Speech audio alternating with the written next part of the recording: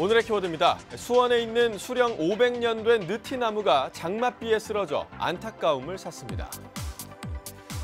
어제 오후 3시쯤 수원시 영통구 단호 어린이공원에 있는 500년 된 보호수가 세 갈래로 쪼개지듯 처참하게 부러졌습니다. 둘레 4.5m, 높이 33m에 달했던 이 느티나무는 조선시대 정조대왕이 수원 화성 축조 당시 이 나뭇가지를 잘라 석가래를 만들었다고도 전해지는데요. 지난 1982년 보호수로 지정됐고 지역 주민들은 매년 이 나무에서 단오제도 지냈다고 합니다. 수원시 측은 느티나무 기둥 안에 큰 구멍이 생긴 상태에서 장맛비로 나무 상부에 무게가 실리면서 부러진 것으로 보인다면서 뿌리가 살아있는 만큼 복원 대책을 마련할 계획이라고 밝혔습니다.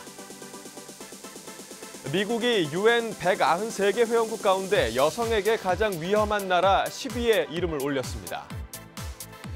로이터 통신에 따르면 톰슨 로이터 재단이 세계 여성 문제 전문가 550명을 대상으로 여성에게 가장 위험한 국가를 조사한 결과 미국이 서방 국가 가운데 유일하게 10위권에 들었다고 합니다. 조사는 여성에 대한 성폭력과 여성의 인식에 대한 관행과 전통, 인신매매 등 여러 항목으로 나누어 진행됐는데요. 종합평가에서는 여성의 가장 위험한 나라 1위로 인도가 지목됐고요.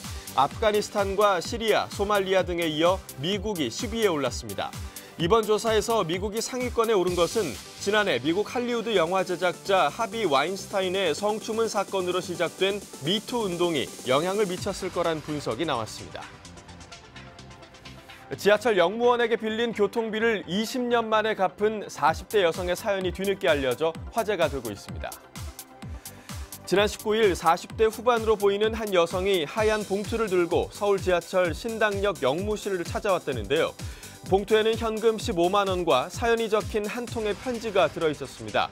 20년 전 야근을 하고 막차를 타려는데 10만 원짜리 수표밖에 없어 난처한 상황에 영무원이 선뜻 교통비를 빌려줘서 무사히 집으로 돌아갈 수 있었다는 겁니다. 갚으려고 했지만 20년이 흘렀다면서 지금이라도 그 고마움을 갚을 수 있게 돼 기쁘다고 전했는데요. 익명으로 편지와 돈을 전달받은 신당역 영무원들은 기쁜 마음으로 20년 만에 갚은 지하철 요금을 사회복지관에 기부했다고 합니다. 요즘 월드컵 응원 등을 맞아 배달 음식 많이들 찾으시죠? 국내 최대 배달업 앱 서비스인 배달의 민족이 배달비 메뉴를 정식으로 추가했다고 합니다. 배달의 민족은 어제 모바일 앱 시스템을 수정해 업주와 소비자가 배달비 결제 여부를 선택할 수 있도록 메뉴를 추가했다고 밝혔습니다. 지금까지는 업주가 배달비를 받더라도 모바일 앱에 결제 메뉴가 없어 소비자들이 음식을 받을 때 배달비를 따로 결제해야 해서 불편과 혼선이 적지 않았는데요. 앱에 배달비 메뉴가 추가되면서 업주들은 배달비를 메뉴에 추가하고 소비자들은 이를 선택해 음식값과 배달비를 한 번에 결제할 수 있게 됐습니다.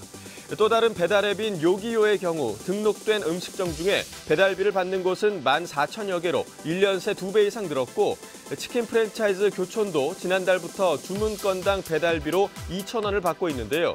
20만여 개의 음식점이 등록된 배달의 민족의 이번 조치로 프랜차이즈 업체 등의 배달비 유료화 흐름이 가속화할 전망입니다. 지금까지 오늘의 키워드였습니다.